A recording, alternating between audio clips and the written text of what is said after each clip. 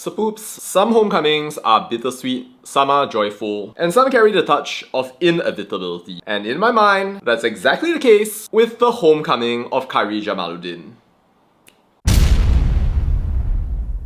So poops, Khairy Jamaluddin was a long way from home, kicked out of his own party alongside Hishamuddin and also Shahril amongst others in a massive purge. It was not pretty, all things considered. Not like the guy did badly or anything, but yep, it was a journey. That said though, looks like that journey has come full circle cause of Zahid Hamidi's Rumah Bangsa initiative, leading to this touching picture right here. And it looks like the comeback is full in swing. Here's what KJ says about that. All praise and gratitude I advance to the presence of Allah, SWT, God of all realms, upon the overflow of His gifts in uniting us again with the month of Ramadan full of blessings. In this blessed month, I take gratitude in the opportunity that was given to return to serve in the fight for religion, race and country. Thank you to the President of UMNO, Yang Amat Berhormat Datuk Sri Dr. Ahmad Zahid Hamidi, who received my visit on the spirit of Rumah Bangsa in the course of this blessed Ramadan.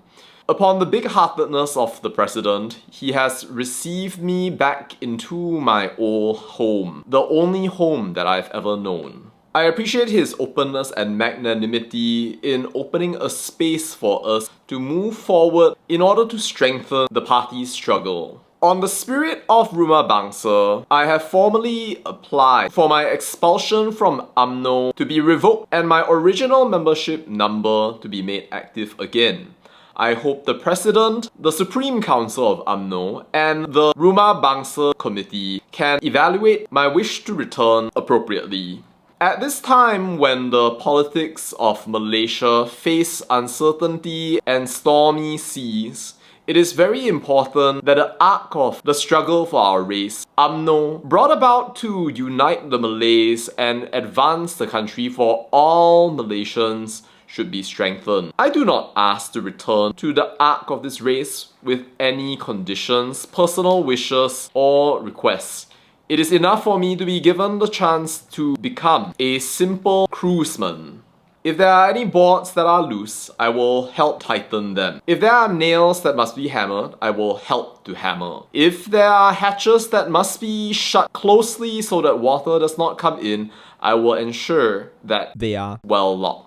What is important is that the arc of this race can continue to sail the waves and the tides of our generation, bringing with it a great hope.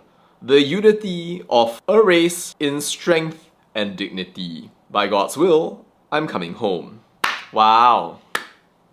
Eloquently expressed, as always. Congrats KJ on your return. And it seems like the entire universe was waiting for this, as the comments kind of suggest. Hopes, dreams, all of these different things just popping up here, there and everywhere. And for good reason. Malaysia wants Khairy Jamaluddin to be back in politics, and a lot of people are hoping upon this man shift the direction of Malaysia and make it a bit of a better place. But yep, not everyone is happy. Like for example, this random Focus Malaysia writer calling themselves Corruption Watch, who wrote 10 reasons why KJ isn't PM material. Kind of reminds me of 50 dalil kenapa Anwar tidak boleh menjadi Perdana Menteri. Didn't stop the guy in the end. But yeah, you've got pretty much the same thing right here, and the criticisms come out one after another about how he's not a reformer, muted during 1MDB, best friend of Bosku, vaccine drama, procurement, authenticity apparently, the upside down flag kerfuffle, writer didn't get into Oxford and is insecure, and this which is kind of like poorly argued. Unless maybe you can explain why wanting to become PM makes a person a bad PM candidate. And you also have a certain Ibrahim Ali Facebook statement that currently has a grand total of 2 likes. I don't even know how Malaysia Kini made that into an article, but yeah, that's basically it. Basically just talking about KJ tingkat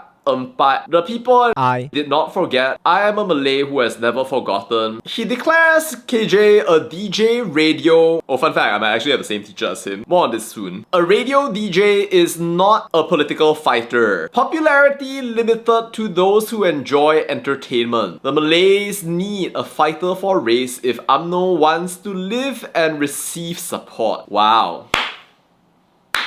Yeah, I don't know if Ibrahim Ali is like the #1 candidate for reviving the party or anything. But yeah, I mean, there are some things in that are somewhat worth thinking about, even if you can't stand to think about anything that Ibrahim Ali or a random writer has ever said. KJ is not a perfect PM candidate, but I will say that I respect education and professional competence, both of which KJ does have in droves. You can say what you like about a degree not being sufficient, but being able to actually talk to people and to speak effectively makes it so that you are going to be respected on the world stage. It inspires confidence, and if you have the ability to run something like Keluar Sekejap, KS, or any of the other permutations that KS can be that have yet to be explored, that gives me a sense that you know how to do things, and the very fact that he has been across multiple different ministries gives me, at the very least, the sense that this is not a guy who's just coming out of nowhere, presuming to tell people how to do things, but with no actual experience. But I, for one, will say more than a few people have talked about how KJ is a political animal. You might be declaring he says things that suit him in the moment. All of it is fake. He is a snake, a snake, a snake. Education and competence are not relevant. At the end of the day, it is about your character. But this gives me a chance to actually talk about this guy's character and my personal experiences with it. Now, I don't claim to know KJ's character very well. We have met on a couple of different occasions, and that after my first time hearing of him when he said to Lokman Adam, "You better pray I don't become president of UMNO, otherwise I'll sack you for having the IQ of a lobak,"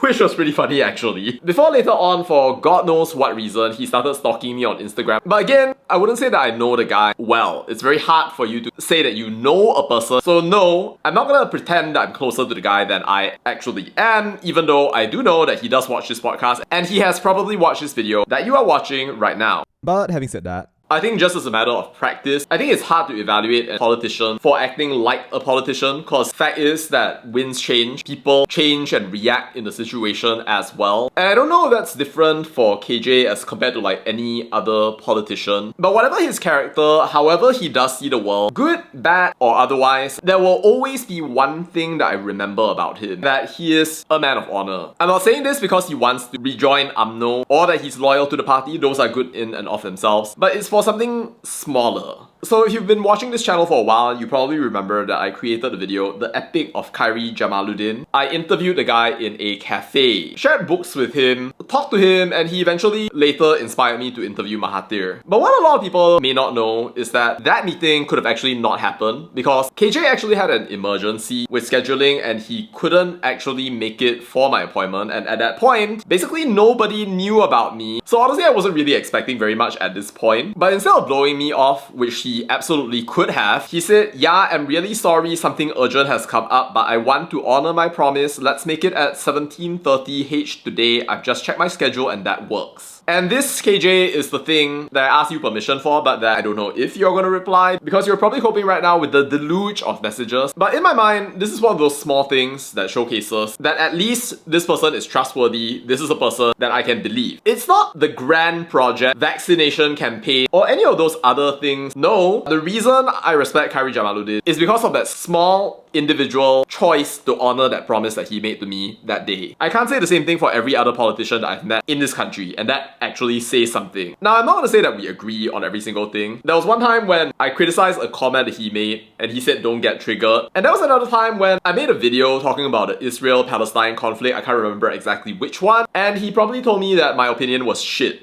Which is like, interesting, but it was direct. And on that front, that's another small thing out there that makes me think that, hey, if the guy doesn't like you, then he will just give it to you straight, just tell it to you directly, not try to twist and turn. It is exactly the kind of thing that I expect from a good leader. But so at the end of the day, I don't know who is the best Prime Minister candidate, bro. And I know that the man just got back into UMNO again after his long hell homecoming. I don't claim to understand every single thing that you want or why you value UMNO so much at this point. But I do want to say, bro, I know that you've wanted this for a very long time. I appreciate what you do, what you have done, and what you will continue to do in the future. Congratulations, Chief. Throw off the haters. And whatever dream it is that you hope to accomplish in UMNO, I hope that you accomplish your dream. Alright, so poops. Enough cheesing. What do you think? Let me know your thoughts down in the comments. That's all to say about that, and bye.